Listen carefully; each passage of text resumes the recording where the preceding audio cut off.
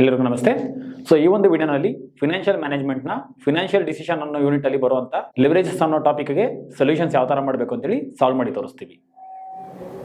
So financial decision unit ಅಲ್ಲಿ leverages ಬಂದು total 3 types of leverages ಇದೆ. ಸೊ ಸಿಂಪಲ್ ಆಗಿ ಲಿವರೇಜ್ ಮೀನಿಂಗ್ ಬಂದು ರೇಷಿಯೋ ಪ್ರೊಪೋರ್ಷನ್ ಅಂತೇಳಿ ಕರಿತೀವಿ. ಅಂದರೆ so financial ratio, operating ratio ಮತ್ತು ಕಂಬೈನ್ಡ್ ರೇಷಿಯೋ ಅಂತೇಳಿ ನಾವು ಫೈಂಡ್ ಔಟ್ ಮಾಡ್ಬೋದು. ಸೊ ಟೋಟಲ್ ಬಂದು 3 ಟೈಪ್ಸ್ ಆಫ್ ಲಿವರೇಜಸ್ ಇದೆ. ಸೊ ಫಸ್ಟ್ ಒನ್ ಬಂದು ಫಿನಾನ್ಷಿಯಲ್ ಲಿವರೇಜ್, ಸೆಕೆಂಡ್ ಒನ್ ಬಂದು ಆಪರೇಟಿಂಗ್ ಲಿವರೇಜಸ್, ಥರ್ಡ್ ಒನ್ ಬಂದು ಕಂಬೈನ್ಡ್ ಲಿವರೇಜಸ್ ಅಂತ. ಸೊ ಈ ಒಂದು ಲಿವರೇಜಸ್ನ ನೀವು ಫೈಂಡ್ ಔಟ್ ಮಾಡಬೇಕಂದ್ರೆ ಅದಕ್ಕಿಂತ ಫಸ್ಟ್ ನಾವು ಇನ್ಕಮ್ ಸ್ಟೇಟ್ಮೆಂಟ್ನ ಪ್ರಿಪೇರ್ ಮಾಡಬೇಕು. ನಿಮಗೆ ಪ್ರಾಬ್ಲಮಲ್ಲಿ ಇನ್ಫಾರ್ಮೇಷನ್ಸ್ ಪ್ರೊವೈಡ್ ಮಾಡಿರ್ತಾರೆ, ಆ ಒಂದು ಇನ್ಫಾರ್ಮೇಷನ್ ಬೇಸ್ ಮೇಲೆ ನಾವು ಇನ್ಕಮ್ ಸ್ಟೇಟ್ಮೆಂಟ್ನ ಪ್ರಿಪೇರ್ ಮಾಡ್ತಾ ಹೋಗ್ತೀವಿ. ಅದರಲ್ಲಿ ಫಸ್ಟ್ ಐಟಮ್ ಬಂದು ಸೇಲ್ಸ್. ಸೊ ಏನೊಂದು ಸೇಲ್ಸ್ ಇನ್ಫಾರ್ಮೇಷನ್ಸ್ ಕೊಟ್ಟಿರ್ತಾರೆ, ಆ ಒಂದು ಇನ್ಫಾರ್ಮೇಷನ್ನ ತೊಗೊಂಡು ನಾವು ಸೇಲ್ಸ್ನ ಫೈಂಡ್ ಔಟ್ ಮಾಡ್ತೀವಿ. Next sales minus variable cost. So ಪ್ರಾಬ್ಲಮಲ್ಲಿ ನಮಗೆ ವೇರಿಯಬಲ್ ಕಾಸ್ಟ್ ರಿಲೇಟೆಡ್ ಕೂಡ ಇನ್ಫಾರ್ಮೇಷನ್ಸ್ ಪ್ರೊವೈಡ್ ಮಾಡಿರ್ತಾರೆ, ಆ ಒಂದು ಇನ್ಫಾರ್ಮೇಷನಿಂದ ನಾವು ವೇರಿಯಬಲ್ ಕಾಸ್ಟ್ನ ಎಂಟ್ರಿ ಮಾಡ್ತೀವಿ. ಸೇಲ್ಸಿಂದ ನಾವು ವೇರಿಯಬಲ್ ಕಾಸ್ಟ್ನ ಮೈನಸ್ ಮಾಡಿದಾಗ ಬರೋಂಥ ಆನ್ಸರ್ನ ನಾವು ಕಾಂಟ್ರಿಬ್ಯೂಷನ್ ಅಂತೇಳಿ ಕರಿತೀವಿ. ಅದಕ್ಕೆ ಬ್ರ್ಯಾಕೆಟಲ್ಲಿ ನಾನು ಸಿ ಅಂತೇಳಿ ಶಾರ್ಟ್ಕಟ್ನ ಮೆನ್ಷನ್ ಮಾಡಿದ್ದೀನಿ. ಸೊ ಬರೋಂಥ ಆನ್ಸರ್ ಬಂದು ಕಾಂಟ್ರಿಬ್ಯೂಷನ್ ಆಗುತ್ತೆ. ನೆಕ್ಸ್ಟು ಈ ಒಂದು ಕಾಂಟ್ರಿಬ್ಯೂಷನಿಂದ ಮೈನಸ್ ಫಿಕ್ಸ್ಡ್ ಕಾಸ್ಟ್. ಸೊ ಪ್ರಾಬ್ಲಮಲ್ಲಿ ನಮಗೆ ಫಿಕ್ಸ್ಡ್ ಕಾಸ್ಟ್ ಇನ್ಫಾರ್ಮೇಷನ್ಸ್ ಕೂಡ ಪ್ರೊವೈಡ್ ಮಾಡಿರ್ತಾರೆ, ಆ ಒಂದು ಫಿಕ್ಸ್ಡ್ ಕಾಸ್ಟ್ನ ನಾವು ಇಲ್ಲಿ ಎಂಟ್ರಿ ಮಾಡಿ ಅದನ್ನು ನಾವು ಕಾಂಟ್ರಿಬ್ಯೂಷನಿಂದ ಮೈನಸ್ ಮಾಡ್ತೀವಿ. ಸೊ ಮಾಡಿದಾಗ ಬರೋಂಥ ಆನ್ಸರ್ ಬಂದು earnings before interest and tax ಅಂತೇಳಿ ಕರಿತೀವಿ. ಓಕೆ, ಅರ್ನಿಂಗ್ಸ್ ಅಂದರೆ ಪ್ರಾಫಿಟ್ ಅಂತ. So profit before interest and tax ಅಂತ ಕೂಡ ನಾವು ಕರಿಬೋದು. ಸೊ ಇಲ್ಲಿ ಅದ್ರ ಮೀನಿಂಗ್ ಏನು ಹೇಳ್ತಿದೆ ಅಂದರೆ ಅರ್ನಿಂಗ್ಸ್ ಅಥವಾ profit before interest and tax ಅಂದರೆ ಸೊ ಇಂಟ್ರೆಸ್ಟ್ ಮತ್ತು ಟ್ಯಾಕ್ಸ್ನ ಇನ್ನೂ ನಾವು ಡಿಡಕ್ಟ್ ಮಾಡ್ತೀರಾ ಏನೊಂದು ವ್ಯಾಲ್ಯೂ ಬಂದಿರುತ್ತೆ ಅದನ್ನು ನಾವು earnings before interest and tax ಅಂತ ಕರಿತೀವಿ. ಸೊ ಶಾರ್ಟ್ಕಟ್ ನೇಮ್ ಬಂದು ಅದಕ್ಕೆ EBIT ಅಂತ ಕೂಡ ಮೆನ್ಷನ್ ಮಾಡ್ತೀವಿ ನಾವು. ಓಕೆ, ಸೊ ಈ ಒಂದು EBIT ಅಂದರೆ ಅರ್ನಿಂಗ್ಸ್ ಬಿಫೋರ್ ಇಂಟ್ರೆಸ್ಟ್ ಆ್ಯಂಡ್ ಟ್ಯಾಕ್ಸಿಂದ ಫಸ್ಟ್ ನಾವು ಇಂಟ್ರೆಸ್ಟ್ನ ಡಿಡಕ್ಟ್ ಮಾಡಬೇಕು. ಓಕೆ, ಇಂಟ್ರೆಸ್ಟ್ ಅಂದರೆ ಯಾವ ಇಂಟ್ರೆಸ್ಟು? Debenture interest. ಏನೊಂದು ಕಂಪ್ನಿ ಬಂದು ಡಿಬೆಂಚರ್ಸ್ನ ತೊಗೊಂಡಿರ್ತಾರೆ, ಆ ಒಂದು ಡಿಬೆಂಚರ್ಗೆ ಏನೊಂದು ಇಂಟ್ರೆಸ್ಟ್ ಪರ್ಸೆಂಟೇಜ್ ಕೊಟ್ಟಿರ್ತಾರೆ, ಅದ್ರ ಹೆಲ್ಪಿಂದ ನಾವು ಇಂಟ್ರೆಸ್ಟ್ ವ್ಯಾಲ್ಯೂನ ಫೈಂಡ್ ಔಟ್ ಮಾಡ್ತೀವಿ. ಸರ್ಟೈನ್ ಪ್ರಾಬ್ಲಮ್ಸಲ್ಲಿ ಡೈರೆಕ್ಟಾಗಿ ಇಂಟ್ರೆಸ್ಟ್ ವ್ಯಾಲ್ಯೂ ಕೊಟ್ಟಿರ್ತಾರೆ. ಸೊ ಡೈರೆಕ್ಟಾಗಿ ಕೊಟ್ಟಿದ್ದಾಗ ನಾವು ಡೈರೆಕ್ಟಾಗಿ ಆ ಒಂದು ಇಂಟ್ರೆಸ್ಟ್ ವ್ಯಾಲ್ಯೂನ ಇಲ್ಲಿ ಎಂಟ್ರಿ ಮಾಡ್ತೀವಿ. ಸೊ EBITಯಿಂದ ಡಿಬೆಂಚರ್ ಇಂಟ್ರೆಸ್ಟ್ನ ಮೈನಸ್ ಮಾಡಿದಾಗ ಬರೋಂಥ ಆನ್ಸರ್ ಬಂದು ಅರ್ನಿಂಗ್ಸ್ ಬಿಫೋರ್ ಟ್ಯಾಕ್ಸ್ ಆಗುತ್ತೆ. ಓಕೆ, ಬಿಫೋರ್ ಟ್ಯಾಕ್ಸ್ ಅಂತ ಏನಕ್ಕಾಯ್ತು ಅಂದರೆ ಸೊ ಇಲ್ಲಿ ಬಿಫೋರ್ ಇಂಟ್ರೆಸ್ಟ್ ಆ್ಯಂಡ್ ಟ್ಯಾಕ್ಸ್ ಅಂತ ಇತ್ತು. ಸೊ ಅದರಲ್ಲಿ ಇಂಟ್ರೆಸ್ಟ್ನ ನಾವು ಮೈನಸ್ ಮಾಡಿದ್ದಾಯಿತು, ಅಲ್ಲಿಗೆ ನೆಕ್ಸ್ಟು ಟ್ಯಾಕ್ಸ್ನ ಮಾತ್ರ ನಾವು ಮೈನಸ್ ಮಾಡಬೇಕು. ಹಾಗಾಗಿ ಅರ್ನಿಂಗ್ಸ್ ಬಿಫೋರ್ ಟ್ಯಾಕ್ಸ್ ಆಗುತ್ತೆ. ಸೊ ಅದಕ್ಕೆ ಶಾರ್ಟ್ಕಟ್ ನೇಮ್ ಬಂದು EBT ಅಂತ ಕರಿತೀವಿ. ಸೊ ನೆಕ್ಸ್ಟ್ ಈ ಒಂದು ವ್ಯಾಲ್ಯೂಯಿಂದ ಟ್ಯಾಕ್ಸ್ನ ನಾವು ಮೈನಸ್ ಮಾಡಬೇಕು. ಸೊ ಟ್ಯಾಕ್ಸ್ನ ಡಿಡಕ್ಟ್ ಮಾಡಿದಾಗ ನೆಕ್ಸ್ಟ್ ಬರೋಂಥ ಆನ್ಸರ್ ಬಂದು ಅರ್ನಿಂಗ್ಸ್ ಆಫ್ಟರ್ ಟ್ಯಾಕ್ಸ್. ಓಕೆ, ಇಲ್ಲಿ ಬಿಫೋರ್ ಟ್ಯಾಕ್ಸ್ ಇತ್ತು ಅಂದರೆ ಸೊ ಟ್ಯಾಕ್ಸ್ನ ಡಿಡಕ್ಟ್ ಮಾಡೋಕ್ಕಿಂತ ಮುಂಚೆ, ಅದಕ್ಕೋಸ್ಕರ ಬಿಫೋರ್ ಅಂತ ಮೆನ್ಷನ್ ಮಾಡಿದ್ದೀವಿ. ಸೊ ಇಲ್ಲಿ ಟ್ಯಾಕ್ಸ್ನ ನಾವು ಮೈನಸ್ ಮಾಡಿದ್ದಾಯಿತು, ಹಾಗಾಗಿ ಅದನ್ನು ನಾವು ಅರ್ನಿಂಗ್ಸ್ ಆಫ್ಟರ್ ಟ್ಯಾಕ್ಸ್ ಅಂತೇಳಿ ಕರಿತೀವಿ. ಸೊ ವಿತಿನ್ ಬ್ರ್ಯಾಕೆಟಲ್ಲಿ EAT ಅಂತ ಕೂಡ ನಾವು ಮೆನ್ಷನ್ ಮಾಡ್ಬೋದು. ಸೊ ಇಲ್ಲಿ ಟ್ಯಾಕ್ಸ್ ಬಂದು ಪ್ರಾಬ್ಲಮಲ್ಲಿ ಪರ್ಸೆಂಟೇಜ್ನ ಮೆನ್ಷನ್ ಮಾಡಿರ್ತಾರೆ. ಸೊ ಆ ಏನೊಂದು ಗಿವನ್ ಪರ್ಸೆಂಟೇಜ್ ಇರುತ್ತೆ ಅದನ್ನು ನಾವು EBT ಮೇಲೆ ಕ್ಯಾಲ್ಕುಲೇಟ್ ಮಾಡಿ ಟ್ಯಾಕ್ಸ್ ವ್ಯಾಲ್ಯೂನ ಫೈಂಡ್ ಔಟ್ ಮಾಡ್ತೀವಿ. ಸೊ ಸರ್ಟೈನ್ ಪ್ರಾಬ್ಲಮ್ಸಲ್ಲಿ ಟ್ಯಾಕ್ಸ್ ಪರ್ಸೆಂಟೇಜ್ ಕೊಟ್ಟಿರಲ್ಲ. ಸೊ ಏನು ಇನ್ಫಾರ್ಮೇಷನ್ ಕೊಡದೇ ಇದ್ದಾಗ ನಾವು 50% ಅಂತೇಳಿ ಟ್ಯಾಕ್ಸ್ನ ನಾವು ಕನ್ಸಿಡರ್ ಮಾಡ್ತೀವಿ. ನೆಕ್ಸ್ಟ್ ಅರ್ನಿಂಗ್ಸ್ ಆಫ್ಟರ್ ಟ್ಯಾಕ್ಸ್ ಆದಮೇಲೆ ಮೈನಸ್ ಪ್ರಿಫರೆನ್ಸ್ ಡಿವಿಡೆಂಡ್ ಅಂದರೆ ಪ್ರಿಫರೆನ್ಸ್ ಶೇರ್ ಹೋಲ್ಡರ್ಸ್ಗೆ ಸೊ ಏನೊಂದು ಡಿವಿಡೆಂಡ್ನ ಪೇ ಮಾಡ್ತೀವಿ. ಸೊ ಆ ಒಂದು ಡಿವಿಡೆಂಡ್ನ ನಾವಿಲ್ಲಿ ಡಿಡಕ್ಟ್ ಮಾಡಬೇಕು. ಸೊ ಪ್ರಾಬ್ಲಮಲ್ಲಿ ನಮಗೆ preference share capital informations provide ಮಾಡಿರ್ತಾರೆ, ಅದ್ರ ಬೇಸ್ ಮೇಲೆ ಏನೊಂದು ರೇಟ್ ಆಫ್ ಡಿವಿಡೆಂಡ್ ಇರುತ್ತೆ ಅದನ್ನು ಫೈಂಡ್ ಔಟ್ ಮಾಡಿ ಆ ಒಂದು ವ್ಯಾಲ್ಯೂನ ನಾವಿಲ್ಲಿ ಡಿಡಕ್ಟ್ ಮಾಡ್ತೀವಿ. ಸೊ ಅರ್ನಿಂಗ್ಸ್ ಆಫ್ಟರ್ ಟ್ಯಾಕ್ಸಿಂದ ನಾವು ಪ್ರಿಫರೆನ್ಸ್ ಡಿವಿಡೆಂಡ್ನ ಡಿಡಕ್ಟ್ ಮಾಡಿದಾಗ ನೆಕ್ಸ್ಟ್ ಬರುವಂಥ ಫೈನಲ್ ಆನ್ಸರ್ ಬಂದು earnings available to equity share holders ಅಂತೇಳಿ ಕರಿತೀವಿ. ಓಕೆ, ಸೊ ಮೀನಿಂಗ್ ಏನು ಹೇಳುತ್ತೆ? So profit available to equity share holders ಅಂದರೆ ಸೊ ನಮಗೇನೊಂದು ಅರ್ನಿಂಗ್ಸ್ ಬಂದಿತ್ತು ಅದರಿಂದ ಫಸ್ಟ್ ನಾವು ಇಂಟ್ರೆಸ್ಟ್ನ ಡಿಡಕ್ಟ್ ಮಾಡಿದ್ವಿ, ನೆಕ್ಸ್ಟ್ ಅದಾದ್ಮೇಲಿಂದ ಟ್ಯಾಕ್ಸ್ನ ಪೇ ಮಾಡಿದ್ವಿ. ಸೊ ಟ್ಯಾಕ್ಸ್ನ ಕೂಡ ಪೇ ಮಾಡಾದ್ಮೇಲೆ ಸೊ ಲಾಸ್ಟ್ ಬಂದು ಪ್ರಿಫರೆನ್ಸ್ ಡಿವಿಡೆಂಡ್ನ ಪೇ ಮಾಡ್ತೀವಿ. ಇನ್ನು ರಿಮೈನಿಂಗ್ ಪ್ರಾಫಿಟ್ ಬಂದು ಯಾರಿಗೆ ಸೇರಬೇಕು? ಈಕ್ವಿಟಿ ಶೇರ್ ಹೋಲ್ಡರ್ಸ್ಗೆ ಸೇರಬೇಕು. ಹಂಗಾಗಿ ಅದನ್ನು ನಾವು earnings available to equity share holders, so shortcut name ಬಂದು EIESH ಅಂತೇಳಿ ಮೆನ್ಷನ್ ಮಾಡ್ತೀವಿ. ಸೊ ಇಲ್ಲಿ ಸೊ ಫಾರ್ಮೆಟ್ನ ನಾವು ಈಸಿಯಾಗಿ ಯಾವ ಥರ ನೆನ್ಪಿಟ್ಕೊಬೋದು ಅಂದರೆ ಸೊ ನಮಗೆ ಫಸ್ಟು 4 ಸ್ಟೆಪ್ಸ್ ಬಂದು ಫಸ್ಟ್ ನೆನ್ಪಿಟ್ಕೊಬೇಕು. Example sales minus variable cost ಮಾಡ್ತೀವಿ, ಕಾಂಟ್ರಿಬ್ಯೂಷನ್ ಬರುತ್ತೆ, ಕಾಂಟ್ರಿಬ್ಯೂಷನಿಂದ ಫಿಕ್ಸ್ಡ್ ಕಾಸ್ಟ್ನ ಮೈನಸ್ ಮಾಡ್ತೀವಿ. ಸೊ ಮಾಡಿದಾಗ earnings before interest and tax. Okay, ಇಲ್ಲಿವರೆಗೂ ನೆನ್ಪಿಟ್ಕೊಂಡಾಗ ನೆಕ್ಸ್ಟ್ ಪ್ರೊಸೀಜರ್ ಬಂದು ನಮಗೆ ಈಸಿ ಆಗುತ್ತೆ. ಸೊ ಯಾವ ಥರ? ಸೊ ಇಲ್ಲಿ ಶಾರ್ಟ್ಕಟ್ ನೇಮ್ ಬರ್ತಿದ್ದೀನಿ earnings before interest and tax ಅಂದರೆ ಸೊ ಇಲ್ಲಿ ಫಸ್ಟು EBITನಲ್ಲಿ ಫಸ್ಟ್ ಯಾವುದಿರೋದು I ಅಂದರೆ ಇಂಟ್ರೆಸ್ಟ್. ಸೊ ಹಾಗಾಗಿ ನಮ್ಗೆ ಏನು ಹಿಂಟ್ ಮಾಡ್ತಿದೆ? ಸೊ EBITನಲ್ಲಿ ಫಸ್ಟ್ ನಾವು ಇಂಟ್ರೆಸ್ಟ್ನ ಡಿಡಕ್ಟ್ ಮಾಡಬೇಕು. ಸೊ ಇಂಟ್ರೆಸ್ಟ್ ಅಂದರೆ ಯಾವ ಇಂಟ್ರೆಸ್ಟ್ ಆಗುತ್ತದು? Debenture interest. ಹಾಗಾಗಿ ಮೈನಸ್ ಡಿಬೆಂಚರ್ ಇಂಟ್ರೆಸ್ಟ್ ಅಂತೇಳಿ ಮೆನ್ಷನ್ ಮಾಡಿದ್ದೀವಿ. ಸೊ ಈಗ EB18ನಲ್ಲಿ ಯಾವುದನ್ನ ನಾವು ಮೈನಸ್ ಮಾಡಿದ್ದು ಐನ, ಹಾಗಾಗಿ ಇಂಟ್ರೆಸ್ಟ್ನ ಮೈನಸ್ ಮಾಡಿದ್ರೆ ಇನ್ನು ಉಳ್ಕೊಂಡಿರೋ ಆಲ್ಫಾಬೆಟ್ ಏನಾಗುತ್ತೆ EBT. ಸೊ ನೆಕ್ಸ್ಟು ಇಲ್ಲಿ ಮತ್ತೆ ಹಿಂಟ್ ಕೊಡ್ತಿದೆ. ಸೊ EB18ನಲ್ಲಿ ಐನ ಮೈನಸ್ ಮಾಡೋದಾಯಿತು. ನೆಕ್ಸ್ಟ್ ಯಾವುದಿರೋದು ಟಿ ಅಂದರೆ ಟ್ಯಾಕ್ಸ್. ಸೊ ಹಾಗಾಗಿ ನೆಕ್ಸ್ಟ್ ನಾವು ಟ್ಯಾಕ್ಸ್ನ ಡಿಡಕ್ಟ್ ಮಾಡ್ತೀವಿ. ಸೊ ಇಲ್ಲಿ ಬಿಫೋರ್ ಟ್ಯಾಕ್ಸ್ ಇದ್ದಿದ್ದು, ಸೊ ಟ್ಯಾಕ್ಸ್ ಡಿಡಕ್ಟ್ ಆದಮೇಲೆ ಅದು ಆಫ್ಟರ್ ಟ್ಯಾಕ್ಸ್ ಆಗುತ್ತೆ. ಹಾಗಾಗಿ EBT ಇದ್ದಿದ್ದು EAT ಅಂದರೆ ಅರ್ನಿಂಗ್ಸ್ ಆಫ್ಟರ್ ಟ್ಯಾಕ್ಸ್ ಆಗುತ್ತೆ. ಸೊ ಇದಾದ್ಮೇಲಿಂದ ಲಾಸ್ಟ್ ಸ್ಟೆಪ್ ಅಂದರೆ ಪ್ರಿಫರೆನ್ಸ್ ಡಿವಿಡೆಂಡ್ನ ಮಾತ್ರ ನೀವು ನೆನ್ಪಿಟ್ಕೊಬೇಕು. ಸೊ ಅದನ್ನು ಡಿಡಕ್ಟ್ ಮಾಡಾದ್ಮೇಲೆ ಬರೋಂಥ ಆನ್ಸರ್ ಬಂದು earnings available to equity share holders ಅಂತೇಳಿ ಕನ್ಸಿಡರ್ ಮಾಡ್ತೀವಿ ನಾವು. ಓಕೆ, ಸೊ ಫಸ್ಟು ಇನ್ಕಮ್ ಸ್ಟೇಟ್ಮೆಂಟ್ನ ಪ್ರಿಪೇರ್ ಮಾಡಬೇಕು.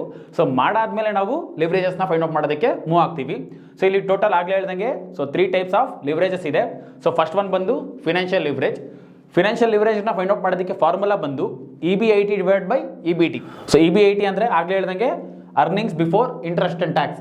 ಸೊ ಏನೊಂದು earnings before interest and tax value ಬಂದಿರುತ್ತೆ, ಆ ಒಂದು ವ್ಯಾಲ್ಯೂನ ನಾವಲ್ಲಿ ಎಂಟ್ರಿ ಮಾಡ್ತೀವಿ, divide by EBT. So EBT ಬಂದು ಆಲ್ರೆಡಿ ಫೈಂಡ್ ಔಟ್ ಮಾಡಿದ್ದೀವಿ, earnings before tax. Earnings before tax ವ್ಯಾಲ್ಯೂನ ನಾವಲ್ಲಿ ಎಂಟ್ರಿ ಮಾಡ್ತೀವಿ. So EB80 divide by EBT ಮಾಡಿದಾಗ ನಮಗೆ ಫಿನಾನ್ಷಿಯಲ್ ಲಿವರೇಜಸ್ ಆನ್ಸರ್ ಬಂದು ಫೈಂಡ್ ಔಟ್ ಮಾಡ್ಕೊತೀವಿ. ನೆಕ್ಸ್ಟ್ ಸೆಕೆಂಡ್ ಒನ್ ಬಂದು ಆಪರೇಟಿಂಗ್ ಲಿವರೇಜ್. ಆಪರೇಟಿಂಗ್ ಲಿವರೇಜ್ನ ಫೈಂಡ್ ಔಟ್ ಮಾಡೋದಕ್ಕೆ ಫಾರ್ಮುಲಾ ಬಂದು ಸಿ ಅಂದರೆ ಕಾಂಟ್ರಿಬ್ಯೂಷನ್ ಅಂತ ಆಲ್ರೆಡಿ ಮೆನ್ಷನ್ ಮಾಡಿದ್ದೀನಿ. So contribution divide by EB80. Okay, so contribution ಬಂದು ಇಲ್ಲಿ ಫೈಂಡ್ ಔಟ್ ಮಾಡಿರ್ತೀವಿ, ಈ ಒಂದು ವ್ಯಾಲ್ಯೂನ ನಾವಲ್ಲಿ ಎಂಟ್ರಿ ಮಾಡ್ತೀವಿ. ನೆಕ್ಸ್ಟ್ ಅದೇ ಥರ EB80 ಅಂದರೆ earnings before interest and tax value ಏನಿರುತ್ತೆ ಅದನ್ನು ಅಲ್ಲಿ ಎಂಟ್ರಿ ಮಾಡಿ ಸೊ ಆಪರೇಟಿಂಗ್ ಲಿವರೇಜಸ್ನ ಫೈಂಡ್ ಔಟ್ ಮಾಡ್ತೀವಿ. Next last one combined leverage. So combined ಲಿವರೇಜ್ಗೆ ಫಾರ್ಮುಲಾ ಬಂದು C ಡಿವೈಡ್ ಬೈ EBT ಅಂದರೆ contribution divide by earnings before tax. So contribution ಬಂದು ಇಲ್ಲಿ ಫೈಂಡ್ ಔಟ್ ಮಾಡಿರ್ತೀವಿ, ಅದನ್ನ ಅಲ್ಲಿ ಎಂಟ್ರಿ ಮಾಡ್ಕೋತೀವಿ. ನೆಕ್ಸ್ಟ್ ಅರ್ನಿಂಗ್ಸ್ ಬಿಫೋರ್ ಟ್ಯಾಕ್ಸ್ನ ಇಲ್ಲಿ ಫೈಂಡ್ ಔಟ್ ಮಾಡಿರ್ತೀವಿ, ಆ ಒಂದು ವ್ಯಾಲ್ಯೂನ ಅಲ್ಲಿ ಎಂಟ್ರಿ ಮಾಡಿ ಸೊ ಅದ್ರ ಬೇಸ್ ಮೇಲೆ ನಾವು ಕಂಬೈನ್ಡ್ ಲಿವರೇಜ್ನ ಫೈಂಡ್ ಔಟ್ ಮಾಡ್ತೀವಿ. ಸೊ ಇಲ್ಲಿ ಕಂಬೈನ್ಡ್ ಲಿವರೇಜ್ಗೆ ಇನ್ನೂ ಒಂದು ಫಾರ್ಮುಲಾ ಇದೆ. ಸೊ ಕಂಬೈನ್ಡ್ ಅಂದ್ರೇನು? ಕಾಂಬಿನೇಷನ್. ಸೊ ಇಲ್ಲಿ ಫಿನಾನ್ಷಿಯಲ್ ಲಿವರೇಜ್ ಮತ್ತು ಆಪರೇಟಿಂಗ್ ಲಿವರೇಜ್ ಏನೊಂದು ಕಾಂಬಿನೇಷನ್ ಇರುತ್ತೆ, ಆ ಒಂದು ಕಾಂಬಿನೇಷನ್ ಲಿವರೇಜ್ನ ನಾವು ಕಂಬೈನ್ಡ್ ಲಿವರೇಜ್ ಅಂತ ಕರಿತೀವಿ. ಹಾಗಾಗಿ FL ಇಂಟು OL ಮಾಡಿದಾಗ ಆಟೋಮೆಟಿಕ್ ಆಗಿ ನಮಗೆ ಕಂಬೈನ್ಡ್ ಲಿವರೇಜ್ ಬರುತ್ತೆ. ಅಂದರೆ FL ಅಂದರೆ FL ಏನು ಆನ್ಸರ್ ಫೈಂಡ್ ಔಟ್ ಮಾಡಿರ್ತೀವಿ, ಸೊ ಆ ಒಂದು ಆನ್ಸರ್ ಇಂಟು OL ಏನೊಂದು ಆನ್ಸರ್ ಬಂದಿರುತ್ತೆ, ಸೊ ಆ ಒಂದು ಆನ್ಸರ್ನ ಎಂಟ್ರಿ ಮಾಡಿ ಸೊ ಅದನ್ನು ಮಲ್ಟಿಪ್ಲೈ ಮಾಡಿದಾಗ ನಮಗೆ ಏನೊಂದು ಆನ್ಸರ್ ಬರುತ್ತೆ ಅದು ಕಂಬೈನ್ಡ್ ಲಿವರೇಜ್ ಆಗುತ್ತೆ. ಸೊ ನಾವು ಬೇಕಿದ್ರೆ ಕ್ರಾಸ್ ಚೆಕ್ ಮಾಡ್ಬೋದು. ಸೊ ಈ ಫಾರ್ಮುಲಾ ಹಾಕಿದಾಗ ಏನೊಂದು ಆನ್ಸರ್ ಬರುತ್ತೆ, ಸೊ ಇಲ್ಲಿ FL ಇಂಟು OL ಆನ್ಸರ್ನ ಮಲ್ಟಿಪ್ಲೈ ಮಾಡಿದಾಗಲೂ ನಮಗೆ ಸೇಮ್ ಆನ್ಸರ್ ಬರುತ್ತೆ. ಸೊ ಆವಾಗ ನಾವು ಮಾಡಿರುವಂಥ ಲಿವರೇಜಸ್ ಬಂದು ಕರೆಕ್ಟ್ ಆಗಿದೆ ಅಂತೇಳಿ ಕನ್ಸಿಡರ್ ಮಾಡ್ಬೋದು ನಾವು. ಓಕೆ, ಸೊ ಈ ಒಂದು ಫಾರ್ಮುಲಾಸ್ನ ನಾವು ನೆನ್ಪಿಟ್ಕೊಳ್ಳೋದಕ್ಕೆ ಒಂದು ಈಸಿ ಟ್ರಿಕ್ಸ್ ಹೇಳ್ಕೊಡ್ತೀನಿ. ಸೊ ಇಲ್ಲಿ ಪ್ರಾಬ್ಲಮಲ್ಲಿ ನಮಗೆ ಕೆಲವೊಂದು ಸಲ ಬರೀ ಆಪರೇಟಿಂಗ್ ಲಿವರೇಜ್ ಕೇಳ್ಬೋದು, ಬರೀ ಫಿನಾನ್ಷಿಯಲ್ ಲಿವರೇಜ್ ಕೇಳ್ಬೋದು, ಅಥವಾ ಬರೀ ಕಂಬೈನ್ಡ್ ಲಿವರೇಜ್ ಕೇಳ್ಬೋದು, ಇಲ್ಲ ಮೂರು ಸೇರಿಸಿ ನಮಗೆ ಲಿವರೇಜಸ್ನ ಫೈಂಡ್ ಔಟ್ ಮಾಡಿ ಅಂತೇಳಿ ಮೆನ್ಷನ್ ಮಾಡ್ಬೋದು. ಬಟ್ ನಾನು ಹೇಳೋದೇನೆಂದರೆ ಸೊ ನಿಮಗೆ ಪ್ರಾಬ್ಲಮಲ್ಲಿ ಯಾವುದೇ ಲಿವರೇಜ್ ಕೇಳಿ ನೀವು ಮೂರೂ ಫೈಂಡ್ ಔಟ್ ಮಾಡಿ, ಯಾಕಂದರೆ ಇದು ಜಸ್ಟ್ 2 ಮಿನಿಟ್ಸ್ ಟೈಮ್ ತೊಗೊಳತ್ತೆ ಅಷ್ಟೇ ಇದನ್ನು ಫೈಂಡ್ ಔಟ್ ಮಾಡೋದಕ್ಕೆ. ಹಾಗಾಗಿ ಸೊ ಮೂರೂ ಫೈಂಡ್ ಔಟ್ ಮಾಡಿದಾಗ ನಿಮಗೆ ಫಾರ್ಮುಲಾ ಬಂದು ಕನ್ಫ್ಯೂಷನ್ ಆಗಲ್ಲ. ಯಾವ ಥರ ಅಂದರೆ ಇಲ್ಲಿ ಫಸ್ಟ್ ನೀವು ಫಿನಾನ್ಷಿಯಲ್ ಲಿವರೇಜ್ಗೆ ಫಾರ್ಮುಲಾ ನೆನ್ಪಿಟ್ಕೊಬೇಕು. ಸೊ ಫಿನಾನ್ಷಿಯಲ್ ಲಿವರೇಜ್ಗೆ ಫಾರ್ಮುಲಾ ಏನು ಹೇಳುತ್ತೆ? EB80 divide by EBT. So ಇಲ್ಲಿ ಮತ್ತೆ ಹೇಳ್ಬೋದು ಸರ್ EB80ನಲ್ಲಿ ಮತ್ತೆ ಕನ್ಫ್ಯೂಷನ್ ಆಗುತ್ತೆ, ಸೊ ಫಸ್ಟ್ EBT ತೊಗೊಬೇಕಾ ಇಲ್ಲಾಂದರೆ EB80 ತೊಗೊಬೇಕಾ ಅಂತ. ಅದಕ್ಕೆ ಇನ್ನೂ ಒಂದು ಟ್ರಿಕ್ಸ್ ಏನು ಹೇಳುತ್ತೆ ಅಂದರೆ, ಈಗ ಆಲ್ರೆಡಿ ನಾವು ಇನ್ಕಮ್ ಸ್ಟೇಟ್ಮೆಂಟ್ ಪ್ರಿಪೇರ್ ಮಾಡಿದ್ದೀವಿ. ಸೊ ಇನ್ಕಮ್ ಸ್ಟೇಟ್ಮೆಂಟಲ್ಲಿ ಆರ್ಡರ್ ವೈಸ್ ನೋಡಿದಾಗ ಸೊ ಈಗ ನಮಗೆ ಕನ್ಫ್ಯೂಷನ್ ಇರೋದಲ್ಲಿ EBTನ ಅಥವಾ EB80ನ ಅಂತ. ಸೊ ಇಲ್ಲಿ ಆರ್ಡರ್ ವೈಸ್ ಬಂದಾಗ ಫಸ್ಟ್ ಒನ್ ಯಾವುದಿದೆ? EB80. ಹಾಗಾಗಿ ಫಸ್ಟ್ ನಾವು EB80ನ ಮೇಲ್ಗಡೆ ಬರ್ಕೋತೀವಿ. ಅದಾದ್ಮೇಲಿಂದ ನೆಕ್ಸ್ಟ್ ಯಾವುದಿದೆ? EBT. ಹಾಗಾಗಿ ಕೆಳಗಡೆ ನಾವು EBTನ ಬರ್ಕೊತೀವಿ. ಸೊ ಹಾಗಾಗಿ ನಿಮಗೆ ಇನ್ಕಮ್ ಸ್ಟೇಟ್ಮೆಂಟ್ ಆ ಒಂದು ಫಾರ್ಮುಲಾನ ನೆನ್ಪಿಟ್ಕೊಳ್ಳೋದಕ್ಕೆ ಹೆಲ್ಪ್ ಮಾಡುತ್ತೆ. ಸೊ ಇದ್ರ ಬೇಸ್ ಮೇಲೆ ಫಸ್ಟ್ ನಾವು EB80 ಡಿವೈಡ್ ಬೈ EBT ಅಂತೇಳಿ ಫೈಂಡ್ ಔಟ್ ಮಾಡ್ಬೋದು. ಸೊ ನೆಕ್ಸ್ಟ್ ಇನ್ನು ರಿಮೈನಿಂಗ್ 2 ಲಿವರೇಜಸ್ ಯಾವುದಿದೆ? ಆಪರೇಟಿಂಗ್ ಲಿವರೇಜ್ ಮತ್ತು ಕಂಬೈನ್ಡ್ ಲಿವರೇಜ್. ಸೊ ಎರಡಕ್ಕೂ ಕಾಮನ್ ಆಗಿ ನಾವು ಫಸ್ಟು ಸಿನ ಎಂಟ್ರಿ ಮಾಡ್ತೀವಿ. ಓಕೆ, ಸೊ ಮೇಲ್ಗಡೆ ಬಂದು ಎರಡಕ್ಕೂ ಅಂದರೆ ಕಾಂಟ್ರಿಬ್ಯೂಷನ್ ಬಂದು ಎರಡಕ್ಕೂ ಸಿಮಿಲರ್ ಆಗಿ ಎಂಟ್ರಿ ಮಾಡ್ತೀವಿ. ಇದಾದ್ಮೇಲಿಂದ ಡಿವೈಡ್ ಬೈ ಬಂದಾಗ ಸೊ ಫಸ್ಟ್ ಇಲ್ಲಿ financial leverage already find out ಮಾಡಿದ್ದೀವಿ. ಸೊ ಫಿನಾನ್ಷಿಯಲ್ ಲಿವರೇಜಲ್ಲಿ ಫಸ್ಟ್ ಒನ್ ಯಾವುದು? EB80. ಆ EB80ನ ಇಲ್ಲಿ ಎಂಟ್ರಿ ಮಾಡ್ತೀವಿ. ನೆಕ್ಸ್ಟ್ ಸೆಕೆಂಡ್ ಯಾವುದು? EBT. ಸೊ EBTನ ನೆಕ್ಸ್ಟ್ ಎಂಟ್ರಿ ಮಾಡ್ತೀವಿ. ಸೊ ಸಿಂಪಲ್ ಆಗಿ ಮೂರಕ್ಕೂ ಫಾರ್ಮುಲಾ ಬಂದು ಈಸಿಯಾಗಿ ನೆನ್ಪಿಟ್ಕೊಬೋದು. ಸೊ ಮತ್ತೆ ರಿಪೀಟ್ ಮಾಡ್ತೀನಿ. ಸೊ ಫಿನಾನ್ಷಿಯಲ್ ಲಿವರೇಜ್ಗೆ ಇನ್ಕಮ್ ಸ್ಟೇಟ್ಮೆಂಟೇ ನಮಗೆ ಫಾರ್ಮುಲಾನ ನೆನ್ಪು ಮಾಡ್ತಾ ಇದೆ. ಸೊ ಫಸ್ಟ್ EB80 ಇದೆ, ಸೊ ಹಾಗಾಗಿ EB80 ಎಂಟ್ರಿ ಮಾಡ್ತೀವಿ. ನೆಕ್ಸ್ಟು EBT ಇದೆ, ಹಾಗಾಗಿ ನೆಕ್ಸ್ಟ್ ನಾವು EBTನ ಎಂಟ್ರಿ ಮಾಡ್ತೀವಿ. ನೆಕ್ಸ್ಟ್ ಇನ್ನು ರಿಮೈನಿಂಗ್ 2 ಲಿವರೇಜಸ್ಗೆ ಸೊ ಕಾಮನ್ ಆಗಿ ಕಾಂಟ್ರಿಬ್ಯೂಷನ್ನ ಎಂಟ್ರಿ ಮಾಡ್ತೀವಿ. ಅದಾದ್ಮೇಲಿಂದ ಸೊ ಫಸ್ಟ್ ಇಲ್ಲಿ EB80 ಇದೆ, ಹಾಗಾಗಿ EB80 ತೊಗೋತೀನಿ. ನೆಕ್ಸ್ಟ್ EBT ಇದೆ, ಹಾಗಾಗಿ ಅದನ್ನು EB80ನ ಎಂಟ್ರಿ ಮಾಡ್ತೀವಿ. ಸೊ ಎಂಟ್ರಿ ಮಾಡಿ ನಾವು ಲಿವರೇಜಸ್ನ ಫೈಂಡ್ ಔಟ್ ಮಾಡ್ಬೋದು. ಸೊ ಹಾಗಾಗಿ ನೀವು ಸೊ ಈ ಒಂದು ಆರ್ಡರ್ನ ನೆನ್ಪಿಟ್ಕೊಬೇಕು. ಸೊ ಯಾವುದು? ಫಿನಾನ್ಷಿಯಲ್ ಲಿವರೇಜ್, ಆಪರೇಟಿವ್ ಲಿವರೇಜ್ ಮತ್ತು combined leverage. So FL OL CL. So ಈ ಬೇಸ್ ಮೇಲೆ ನೀವು ಆನ್ಸರ್ನ ಫೈಂಡ್ ಔಟ್ ಮಾಡೋಕೆ ಹೋದಾಗ ನಿಮಗೆ ಮಿಸ್ಟೇಕ್ಸ್ ಹಾಕೋ ಚಾನ್ಸಸ್ ಬಂದು ತುಂಬ ಕಡಿಮೆ ಇರುತ್ತೆ. First question, From the following information, calculate financial leverage, operating leverage, and combined leverage. Sales 15,000 units, rupees 20 per unit as the selling price. Okay, so problem ಅಲ್ಲಿ ಇಲ್ಲಿ ನಮಗೆ 15,000 units ಸೇಲ್ಸ್ ಇನ್ಫಾರ್ಮೇಶನ್ ಇದೆ. So per unit ಬಂದು 20 rupees ಅಂತ ಹೇಳಿ information ಕೊಟ್ಟಿದ್ದಾರೆ. Next variable cost rupees 5 per unit, fixed cost rupees 25,000, interest cost rupees 2,000, tax 30%. Okay, so ಇಲ್ಲಿ ಕೊಟ್ಟಿರುವಂಥ ಇನ್ಫಾರ್ಮೇಶನ್ ಇಂದ ನಾವು ಸೊ 3 ಥರದ ಲಿವರೇಜಸ್ನ ಫೈಂಡ್ ಆಫ್ ಮಾಡಬೇಕು. ಓಕೆ, ಸೊ ಫಸ್ಟ್ ನಾವು ಸೇಲ್ಸ್ನ ಎಂಟ್ರಿ ಮಾಡಬೇಕು. So sales, so okay, sales ಬಂದು ಔಟ್ಪುಟ್ ಯೂನಿಟ್ಸ್ 15,000 ಯೂನಿಟ್ಸ್ ಅಂತೇಳಿ ಮೆನ್ಷನ್ ಮಾಡಿದ್ದಾರೆ. ಆಫ್ rupees 20 ಈಚ್, ಅಂದರೆ 15,000 ಇಂಟು 20 ಮಾಡಿದಾಗ ನಮಗೆ ಸೇಲ್ಸ್ ವ್ಯಾಲ್ಯೂ ಸಿಗುತ್ತೆ. ಸೊ 15,000 ಇಂಟು 20, ಸೊ ಮಾಡಿದಾಗ ಸೇಲ್ಸ್ ವ್ಯಾಲ್ಯೂ ಬಂದು 3 lakh ಬರುತ್ತೆ. ಸೊ ನೆಕ್ಸ್ಟ್ ಸೇಲ್ಸ್ ಆದಮೇಲೆ ಫಾರ್ಮುಲಾ ಪ್ರಕಾರ minus variable cost. So variable cost ಬಂದು 5 per unit ಅಂತೇಳಿ ಮೆನ್ಷನ್ ಮಾಡಿದ್ದಾರೆ. ಸೇಮ್ ಔಟ್ಪುಟ್ ಯೂನಿಟ್ಗೆ ಅದನ್ನು ಮಲ್ಟಿಪ್ಲೈ ಮಾಡಬೇಕು. ಸೊ 15,000 ಇಂಟು 5 ಮಾಡಿದಾಗ ಸೊ ನಮಗೆ ವೇರಿಯಬಲ್ ಕಾಸ್ಟ್ ವ್ಯಾಲ್ಯೂ ಬಂದು 75,000 ಬರುತ್ತೆ. ಓಕೆ, ಸೊ ಸೇಲ್ಸಲ್ಲಿ ವೇರಿಯಬಲ್ ಕಾಸ್ಟ್ನ ಮೈನಸ್ ಮಾಡಿದಾಗ ನಮಗೆ 2,25,000 ಬರುತ್ತೆ. ಸೊ ಇದನ್ನು ನಾವು ಕಾಂಟ್ರಿಬ್ಯೂಷನ್ ಅಂತೇಳಿ ಕರಿತೀವಿ.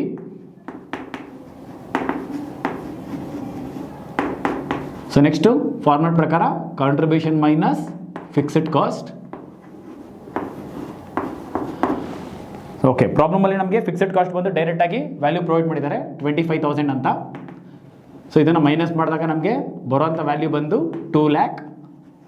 ಓಕೆ, ಸೊ 2 lakh ಬಂದು ನಾವು earnings before interest and tax ಅಂತೇಳಿ ಕರಿತೀವಿ, ಅಂದರೆ EBIT.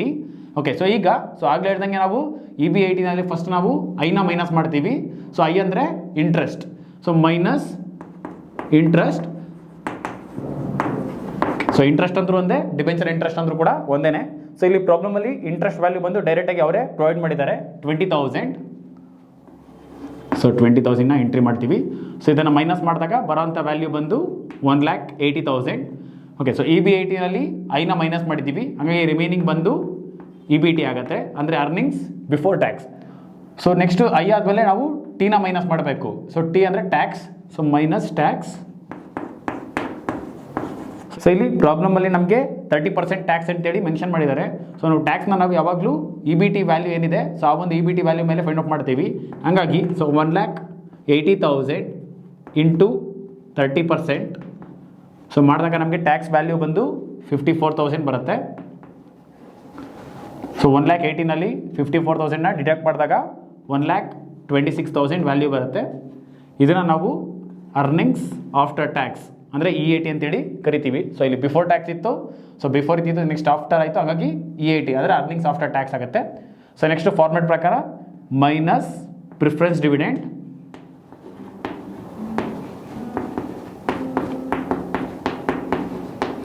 ಸೊ ಇಲ್ಲಿ ಪ್ರಾಬ್ಲಮಲ್ಲಿ ನಮಗೆ ಪ್ರಿಫರೆನ್ಸ್ ಶೇರ್ ಕ್ಯಾಪಿಟಲ್ ಆಗಿರ್ಬೋದು ಅಥವಾ ಡಿವಿಡೆಂಡ್ ಆಗಿರ್ಬೋದು ಯಾವುದೇ ಥರದ ಇನ್ಫಾರ್ಮೇಷನ್ಸ್ ಪ್ರೊವೈಡ್ ಮಾಡಿಲ್ಲ, ಹಾಗಾಗಿ ಇದನ್ನು ನಾವು ನಿಲ್ ಅಂತ ಕನ್ಸಿಡರ್ ಮಾಡ್ತೀವಿ. ಸೊ ನಿಲ್ ಆಗೋದ್ರಿಂದ ನೆಕ್ಸ್ಟ್ ಆನ್ಸರ್ ಬಂದು ಸೇಮ್ 1,26,000 ಬರುತ್ತೆ. ಸೊ ಇದಕ್ಕೆ ನಾವು earnings available to equity share holders ಅಂತೇಳಿ ಕರಿತೀವಿ. ಓಕೆ, ಯೂಶಲಿ ನಮಗೆ ಲಿವರೇಜಸ್ನ ಫೈಂಡ್ ಔಟ್ ಮಾಡೋದಕ್ಕೆ ಸೊ ಇಲ್ಲಿ EBT ವ್ಯಾಲ್ಯೂವರೆಗೂ ನಮಗೆ ಇನ್ಫಾರ್ಮೇಷನ್ ಸಾಕು. ಜಸ್ಟ್ ನಾನು ಫಾರ್ಮೆಟ್ ಯಾವ ಥರ ಕಂಟಿನ್ಯೂ ಆಗುತ್ತೆ ಅಂತ ಸೊ ಫೈಂಡ್ ಔಟ್ ಮಾಡಿ ತೋರಿಸಿದ್ದೀನಿ. ಯಾಕಂದರೆ ನೆಕ್ಸ್ಟ್ ನಮಗೆ ಅರ್ನಿಂಗ್ಸ್ ಪರ್ ಶೇರ್ ಅಂತ ಒಂದು ಕಾನ್ಸೆಪ್ಟ್ ಇದೆ, ಆ ಒಂದು ಕಾನ್ಸೆಪ್ಟ್ಗೆ ನಾವು EISHವರೆಗೂ ಫೈಂಡ್ ಔಟ್ ಮಾಡಲೇಬೇಕು. ಸೊ ಅದಕ್ಕೆ ಹೆಲ್ಪ್ ಆಗಲಿ ಅಂತ ಈಗಲೇ ಅದನ್ನು ಸೊ ಮಾಡಿ ತೋರಿಸ್ತಾ ಇದ್ದೀನಿ. ಸೊ ಈಗ next so income statement prepare ಮಾಡಿದ್ದಾಯಿತು. ಸೊ ಈಗ ಲಿವರೇಜಸ್ ಫೈಂಡ್ ಔಟ್ ಮಾಡೋಣ. ಸೊ ಆಗಲೇ ಹೇಳ್ದಂಗೆ ಆರ್ಡರ್ ವೈಸ್ ಹೋದಾಗ so first FL, next OL, so next CL ಅಂತ ಬರುತ್ತೆ. FL, OL, CL. ಸೊ ಇದೇ ಆರ್ಡರಲ್ಲಿ ಬರೀಬೇಕು. ಸೊ FLಗೆ ಫಾರ್ಮುಲಾ ಬಂದು ಆಗಲೇ ಹೇಳ್ದಂಗೆ ಸೊ ಆರ್ಡರ್ ವೈಸ್ ನೋಡಿದಾಗ ಫಸ್ಟು EBIT ಇದೆ, ಸೊ ಹಾಗಾಗಿ EBIT ಬರ್ಕೋತೀನಿ. So divide by next EBT ಇದೆ, ಸೊ ಡಿವೈಡ್ ಬೈ EBT ಬರುತ್ತೆ. ಸೊ ನೆಕ್ಸ್ಟ್ ಇನ್ನು ರಿಮೈನಿಂಗ್ ಎರಡು ಲಿವರೇಜಸ್ಗೆ ಕಾಮನ್ ಬಂದು C ಅಂದರೆ ಕಾಂಟ್ರಿಬ್ಯೂಷನ್ ಬಂದು ಕಾಮನ್ ಆಗಿ ಎಂಟ್ರಿ ಮಾಡ್ತೀವಿ. ಸೊ ಇದಾದ್ಮೇಲಿಂದ ಸೊ ಇಲ್ಲಿ FL ಅಲ್ಲಿ ಫಸ್ಟ್ ಬಂದು EBIT ಎಂಟ್ರಿ ಮಾಡಿದ್ದೀವಿ, ಹಾಗಾಗಿ ಫಸ್ಟ್ ಒನ್ಗೆ EBIT ಬರುತ್ತೆ. ಸೊ ನೆಕ್ಸ್ಟು EBT ಎಂಟ್ರಿ ಮಾಡಿರೋದ್ರಿಂದ ಸೊ ಇಲ್ಲಿ ಕೂಡ ನಾವು EBTನ ಎಂಟ್ರಿ ಮಾಡ್ತೀವಿ. ಸೊ ಈಗ ವ್ಯಾಲ್ಯೂಸ್ ಎಂಟ್ರಿ ಮಾಡ್ತಾ ಹೋಗೋಣ.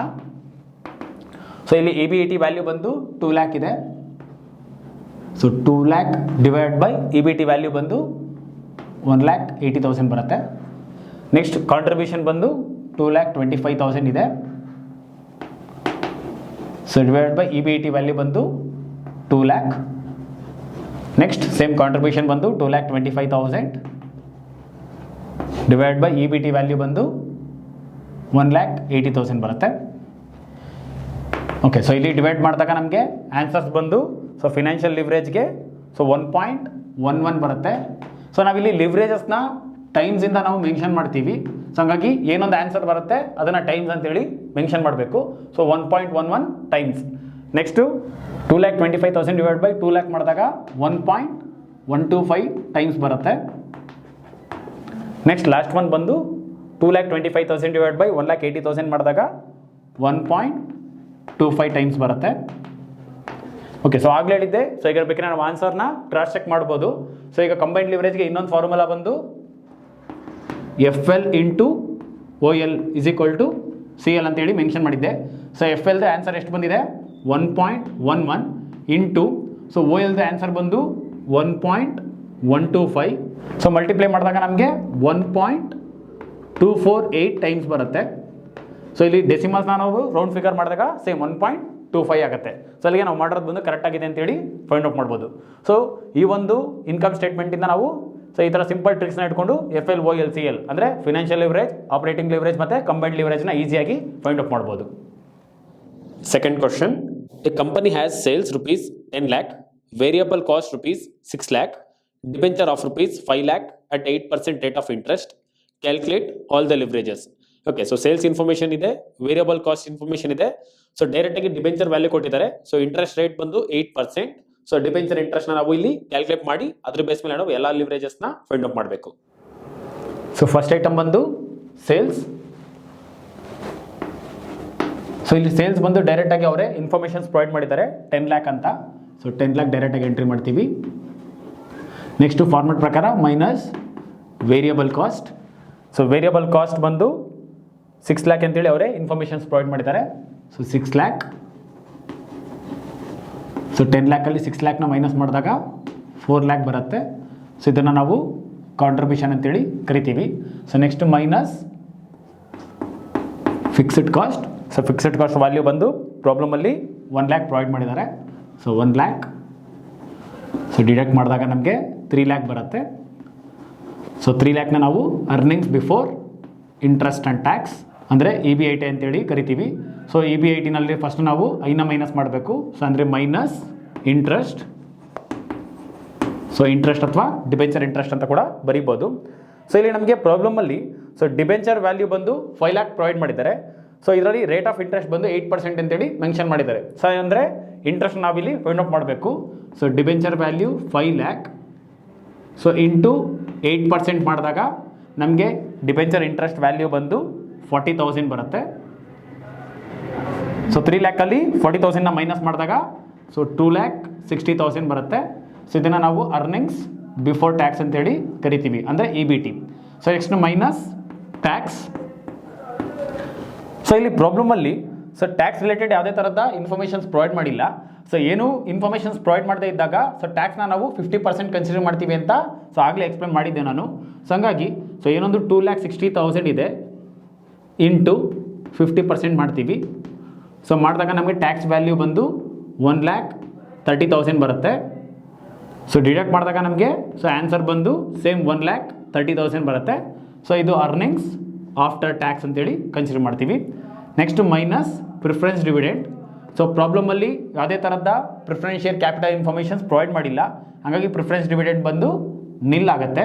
ಸೊ ಹಾಗಾಗಿ ನೆಕ್ಸ್ಟ್ ಆನ್ಸರ್ ಬಂದು ಫೈನಲ್ ಆನ್ಸರ್ ಸೇಮ್ 1,30,000 ಬರುತ್ತೆ.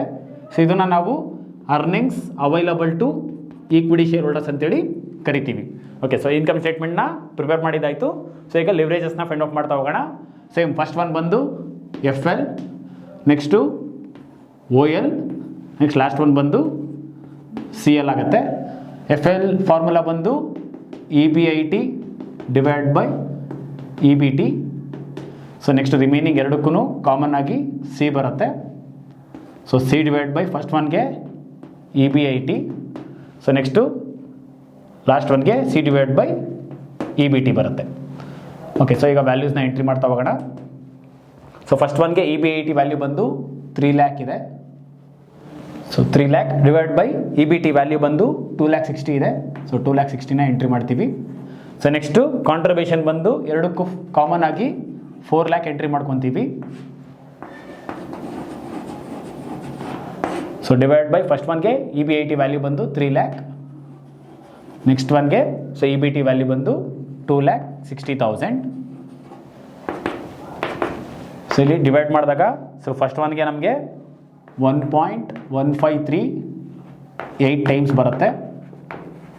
ಸೊ ಸೆಕೆಂಡ್ ಒನ್ಗೆ ಆಪ್ರೇಟಿಂಗ್ ಲಿವರೇಜ್ ಬಂದು 1.33 ಟೈಮ್ಸ್ ಬರುತ್ತೆ.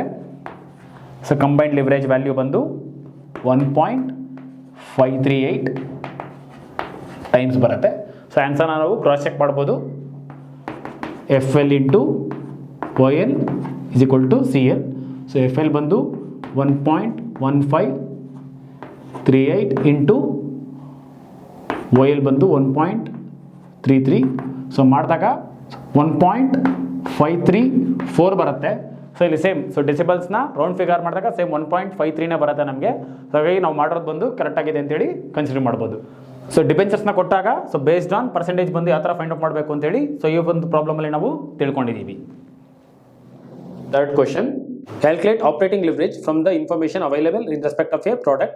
Sales rupees 5 lakh, variable cost 30% of sales, fixed cost rupees 1 lakh. So ಇಲ್ಲಿ ಪ್ರಾಬ್ಲಮ್ ಅಲ್ಲಿ ಸೇಲ್ಸ್ ಡೈರೆಕ್ಟ್ ಆಗಿ ಕೊಟ್ಟಿದ್ದಾರೆ. ಸೊ ವೇರಿಯಬಲ್ ಕಾಸ್ಟ್ ಬಂದು ಫೈಂಡ್ ಔಟ್ ಮಾಡಬೇಕು. ಸೊ ಫಿಕ್ಸ್ಡ್ ಕಾಸ್ಟ್ ಬಂದು ಡೈರೆಕ್ಟ್ ಆಗಿ ಕೊಟ್ಟಿದ್ದಾರೆ. ಸೊ ಇಲ್ಲಿ ಆಪರೇಟಿಂಗ್ ಲಿವರೇಜ್ ನ ಫೈಂಡ್ ಔಟ್ ಮಾಡಕ್ಕೆ ಹೇಳಿದ್ದಾರೆ. ಬಟ್ ನಾವು ಸೊ ಆಲ್ ದ ಲಿವರೇಜಸ್ ನ ಕೂಡ ನಾವು ಈಸಿಯಾಗಿ ಫೈಂಡ್ ಔಟ್ ಮಾಡಬಹುದು. ಸೊ ಪ್ರಾಬ್ಲಮ್ ಅಲ್ಲಿ ಸೇಲ್ಸ್ ಇನ್ಫಾರ್ಮೇಷನ್ಸ್ ಪ್ರೊವೈಡ್ ಮಾಡಿದ್ದಾರೆ. ಸೊ ಸೇಲ್ಸ್ ಸೊ ವ್ಯಾಲ್ಯೂ ಬಂದು 5 ಲ್ಯಾಕ್. ಸೊ ನೆಕ್ಸ್ಟ್ ಫಾರ್ಮ್ಯಾಟ್ ಪ್ರಕಾರ ಮೈನಸ್ ವೇರಿಯಬಲ್ ಕಾಸ್ಟ್. ಸೊ ಇಲ್ಲಿ ವೇರಿಯಬಲ್ ಕಾಸ್ಟ್ ಬಂದು 30% ಆಫ್ ಸೇಲ್ಸ್ ಅಂತೇಳಿ ಮೆನ್ಷನ್ ಮಾಡಿದ್ದಾರೆ. ಅಂದರೆ ಸೇಲ್ಸ್ ವ್ಯಾಲ್ಯೂ ಬಂದು 5 ಲ್ಯಾಕ್ ಇದೆ. ಸೊ 5 ಲ್ಯಾಕ್ ಮೇಲೆ 30%. ಸೊ ಮಾಡಿದಾಗ ನಮಗೆ ವೇರಿಯಬಲ್ ಕಾಸ್ಟ್ ವ್ಯಾಲ್ಯೂ ಬಂದು 1,50,000 ಬರುತ್ತೆ. Okay, so sales minus variable cost ಮಾಡಿದಾಗ ಕಾಂಟ್ರಿಬ್ಯೂಷನ್ ವ್ಯಾಲ್ಯೂ ಬಂದು 3,50,000 ಬರುತ್ತೆ. ಸೊ ಇದು contribution. So next minus fixed cost. So fixed cost value ಬಂದು 1 ಲ್ಯಾಕ್ ಇದೆ. ಸೊ ಡಿಡಕ್ಟ್ ಮಾಡಿದಾಗ ನಮಗೆ so E B I T value ಬಂದು 2,50,000 ಇದೆ. Minus interest. ಸೊ ಇಲ್ಲಿ ಪ್ರಾಬ್ಲಮಲ್ಲಿ ಇಂಟ್ರೆಸ್ಟ್ ರಿಲೇಟೆಡ್ ಯಾವುದೇ ಥರದ ಇನ್ಫಾರ್ಮೇಷನ್ಸ್ ಕೊಟ್ಟಿಲ್ಲ. ಸೊ ಹಂಗಾಗಿ ಅದನ್ನು ನಾವು ನಿಲ್ ಅಂತ ಕನ್ಸಿಡರ್ ಮಾಡ್ತೀವಿ. ಸೊ ನಿಲ್ ಹಾಕಿದ್ರೆ ಸೇಮ್ ಬಂದು 2,50,000 ಬರುತ್ತೆ. ಸೊ ಇದು earnings before tax E B T ಆಗುತ್ತೆ. Next minus tax. So tax informations ಕೂಡ ನಮಗೇನು ಪ್ರೊವೈಡ್ ಮಾಡಿಲ್ಲ. ಸೊ ಏನು ಪ್ರೊವೈಡ್ ಮಾಡಿಲ್ಲ ಅಂದರೆ 50% ಆಗುತ್ತೆ.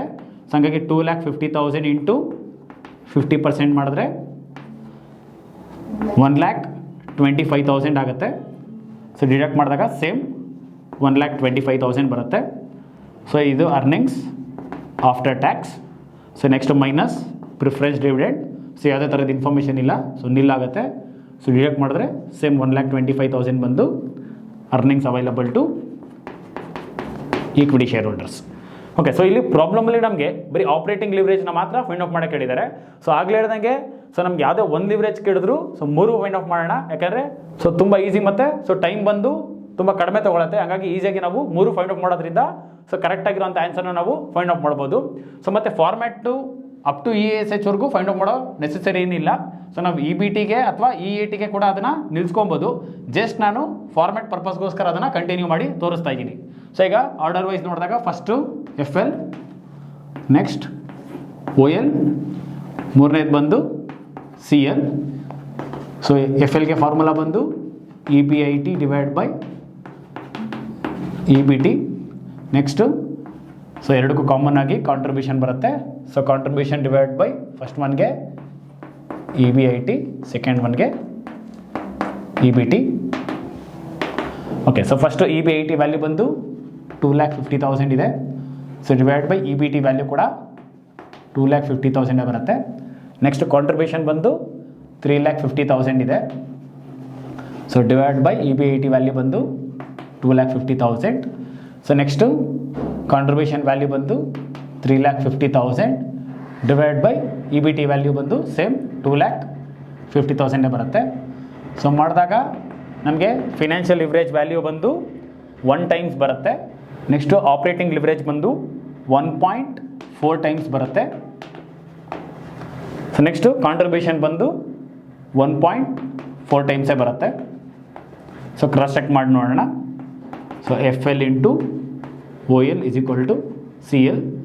ಸೊ 1 ಇಂಟು 1.4 ಮಾಡಿದಾಗ ಸೇಮ್ 1.4 ಟೈಮ್ಸ್ ಬರುತ್ತೆ. ಸೊ ಅಲ್ಲಿಗೆ ಮಾಡಿರೋದು ಬಂದು ಕರೆಕ್ಟಾಗಿದೆ ಅಂತ. ಸೊ ಬರೀ ಆಪ್ರೇಟಿಂಗ್ ಲಿವರೇಜ್ ಕೂಡ ಫೈಂಡ್ ಔಟ್ ಮಾಡ್ಬೋದು.